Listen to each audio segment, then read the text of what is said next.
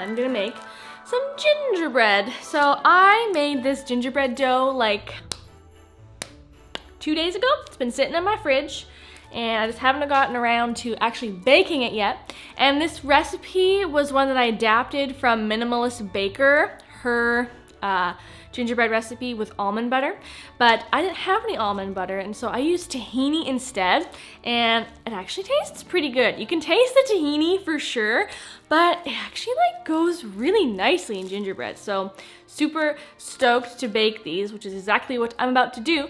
So let's do some gingerbread cookies. Yes.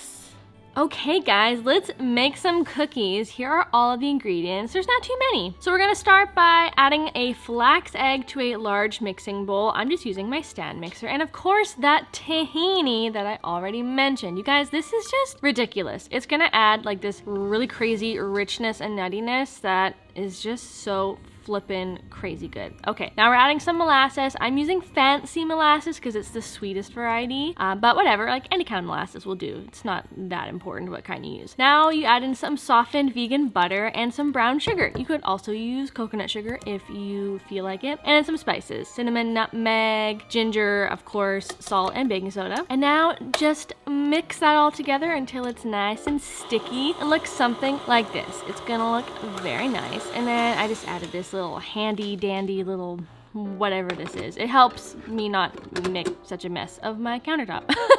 So then I added in some gluten-free flour, and then yeah, just mix that all up until the batter gets all thick and ooey gooey. It should be a thick batter that is like sticky like caramel, but it should still hold its shape, and it shouldn't stick to your finger when you press into it like that. It should just kind of form to the shape of your finger. That is the consistency you're going for here. Now just take that dough, plop it into a sheet of plastic wrap, just like so, and then just fold it into a little square and press it flat with your hands. You want it to be relatively flat, like maybe, I don't know, like an inch or maybe less than an inch thick, so that it can chill faster in the fridge, and also so that it's a little easier to roll out with less risk of cracking. So there you go. That's how easy it is to make gingerbread dough, you guys. Isn't that so fun? Now on to the exciting part. Oh, and don't forget, refrigerate this for at least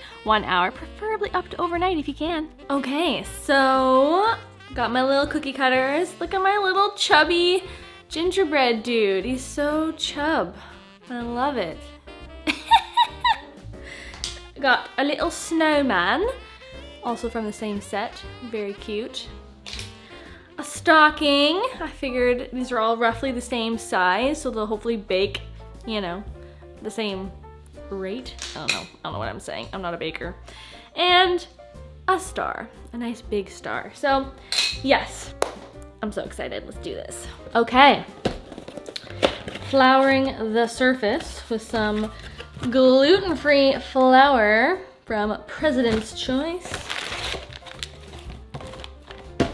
And now you're gonna take some of that flour and sprinkle it on your countertop like the good little baker that you are, which I totally am not, but whatever, we're just, you know, playing pretend here. And then just add some flour on top of your dough to make the rolling out go a little easier. And then yeah, take your rolling pin, roly-poly until you have a dough that is about 1/4 of an inch thick, and then yeah, use your little cookie cutters and go to town. I don't think I need to explain to you guys how to cut out cookies, so please just enjoy this little montage of me pressing out these cookies to my heart's content. Yeah, I'm super happy with how these turned out. Luckily, I didn't run into any issues of the dough sticking to my cookie cutters, which would have meant that my dough was not dry enough. So yeah, super proud of myself. Props to myself. I did a great job with this dough. Anywho's, there you go. I made cookies. Woohoo! Can I fit it? Can I fit it? Yes, I can, Ada. Yes. Boom. Yummy.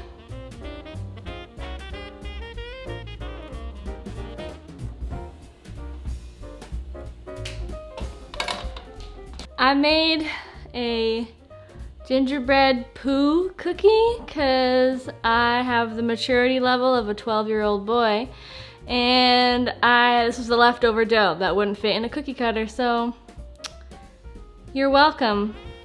I hope this made your day as much as it made my day. I made icing. This is just, I'm super fancy with my Ziploc bag. Simple icing. It was the same one that Minimalist Baker has in her recipe. I just halved the recipe, so I used 1 cup of icing sugar, 1 tablespoon of soy milk, and a little tiny bit of vanilla extract, and half a teaspoon of melted coconut oil. I would have used melted butter, but I did not have any more, so coconut oil works just fine. Okay, now I just need to very carefully cut off the little tip. I don't want it to get too small or too big, because then the icing will just ooze out everywhere. Teeny tiny. Okay, I hope that's good. Oh my gosh, I feel so pro right now. Woohoo! Do you see this? Look at that. I would say that's damn near perfection. I haven't iced a cookie in approximately 365 days, so let's keep going. We're gonna make this guy happy. We're gonna give him little eyes and a little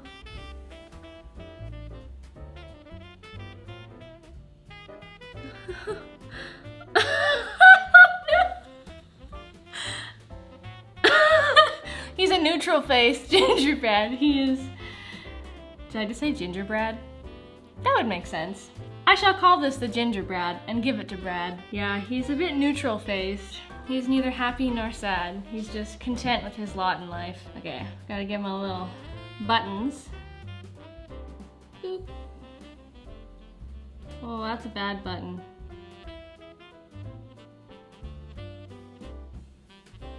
Let's see if I can fix that. Gingerbread. Okay, cookies turned out really good. I tried one. I should have filmed it because I ate the poop cookie and it was so good. You know what? Screw it. I'm gonna have one. I'm gonna have one of the ones that turned out a little bit too crispy. Like this one's a little, the snowman is a little on the crisp side, but ugh.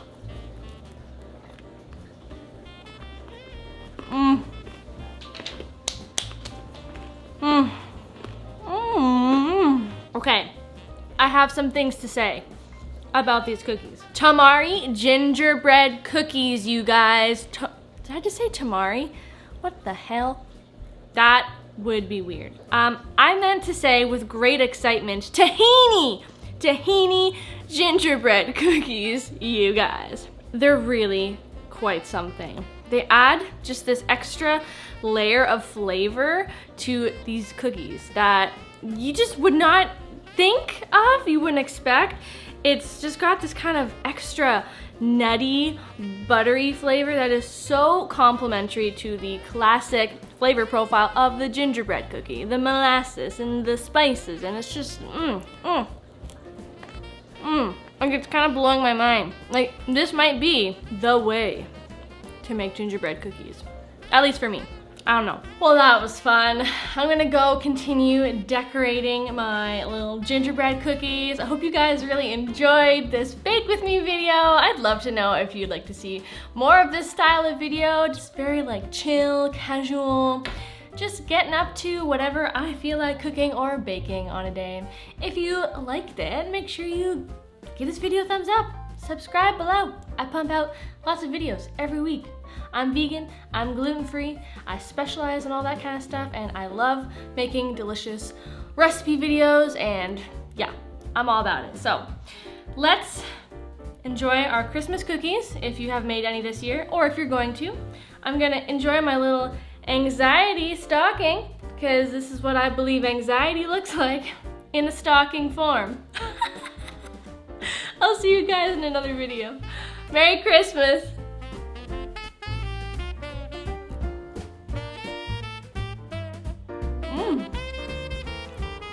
Anxiety tastes so delicious.